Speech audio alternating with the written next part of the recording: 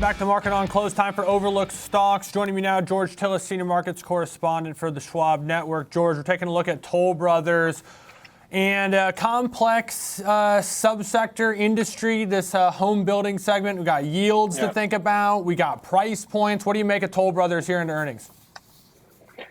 Well, I think you bring obviously some valid points, Alex. Looking at the price action, you can see that going back to Q4's report, and even at the end of last year, the stock was trading at around $170. So it's lost quite a bit of its price momentum in the last year, particularly in the last 4 or 5 months. Interest rates obviously are having an impact on Toll Brothers, which is typically on the higher end of the scale, lower volumes. I would say for the most part, all of their homes are not FHA approved because they don't fit the essential guidelines for the middle income homeowner or home buyer. So those are all kind of structural challenges that are going on with Toll Brothers. If you actually consider the earnings per share estimate that they're about to report coming up tomorrow, $2.86, that's going to be down 39% compared to the same quarter last year where they earned $4.75. While at the same time, sales are expected to be down around 12% to $2.5 billion versus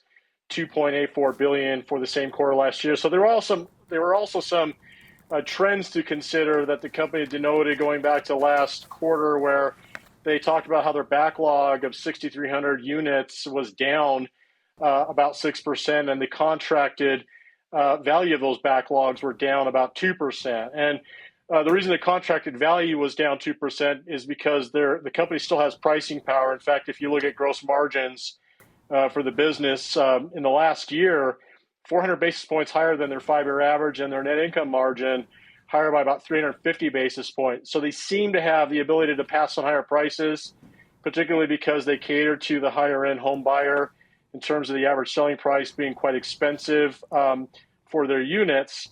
But at the same time, the number of units being sold and contracted are falling.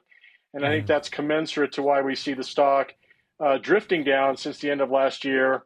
But it's bounced again off of the lows since April. But one of the things about it is it's reclaimed the 50-day moving average, but at the same time, it's still trading well below the 200-day moving average. So there's a lot of room to potentially demonstrate a major trend reversal in this name. Yeah, and margins probably something to watch for this one. If there's labor pressure or perhaps input cost pressures, although I think a lot of the tariff stuff did cut out raw materials largely, but obviously a lot of that still seems to be in flux. George, is it concerning or more concerning that even a Toll Brothers is starting to show signs of the buyers, drifting lower here? I mean, we're not talking about first-time home buyers. We're talking about, a buyer profile that's, probably second, third home, typically putting down at least 25%, that we're finally to a point where the higher yields are even impacting the higher-end home buyer? I think so. I think the higher yields are impacting everybody now, and as well as the higher end home buyer.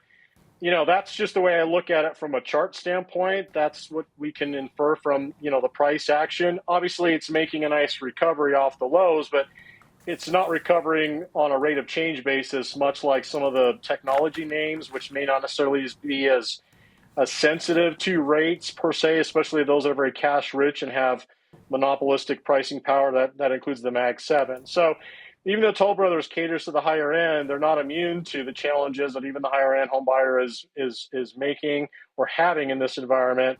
I think you make a great point. A lot of times these are second homes. Maybe there's some pullback in that regard. And the other thing is I'm looking at some of the building material companies like First Source Builders, symbol BLDR.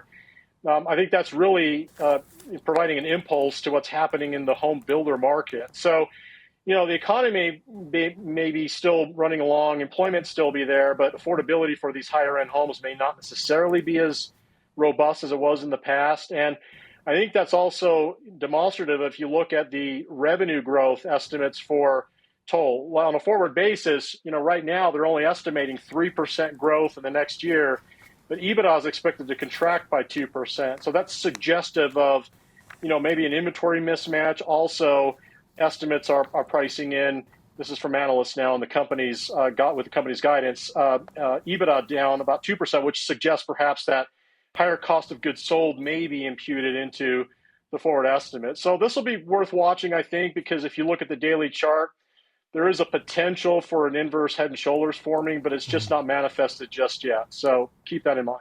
Earnings haven't been kind, down at least 5%, 3 of the last 4 quarters.